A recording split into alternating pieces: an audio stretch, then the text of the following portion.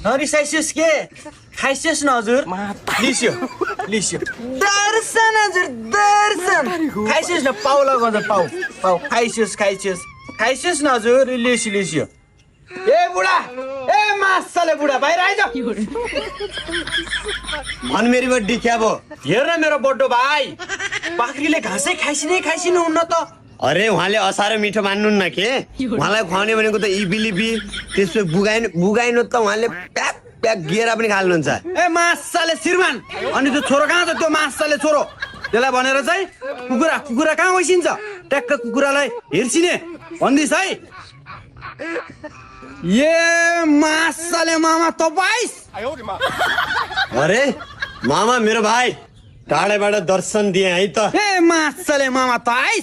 म जङ्गल जान लाग्थे ठ्याक्कै मासाले मामा जान त जङ्गल जा हाम्रो यो बाख्री साहबलाई घाँस लिएर आइज मासाले मामा अरे भान्जा यो सब के हो यार एउटा मामालाई त भनिरहेछन् मासले लगाइरहेछन् त्यसमा चाहिँ आउन पाएको छैन जङ्गल जा अरे अब म के जङ्गल जाउँ ल त नगए अनि तेरो भाइ जान्छ त तै जान्यो नि यहाँ फोकट्टा खान पाइन्छ मासाले मामा मेरो भाइ बाख्राहरू भोकाइसक्नु भएको छ उहाँहरूको लागि के छ मिठो मसिनो मासु सासु त खानुहुन्न बाख्राहरूलाई ट्याक्क घाँसका आइटमहरू ल्याएर आइज जा मेरो भाइ अरे भान्जा तपाईँले यो के बोली गरेको यार तपाईँको यो बोलीले समाजले के सिक्छ अरे त मासलेबाट बरु समाजले के सिक्छ भन्न फर्काएर झोलोसोलो बोकिन आउने खान नपाए जस्तै आउने अझ उहाँउने अनि भान्जालाई चाहिँ हजुर तपाईँ लगाउने यो अपमान गर्न पाइन्छ हजुर तपाईँ लगाएर त्यही त हजुर तपाईँ जिउ गर्सियो आइसियो खाइसियो त जनावर लाउने त मासाले मामाले हामीलाई तपाईँ लाउने त मामालाई त मैले यति गुजारी मारौँ कि अरे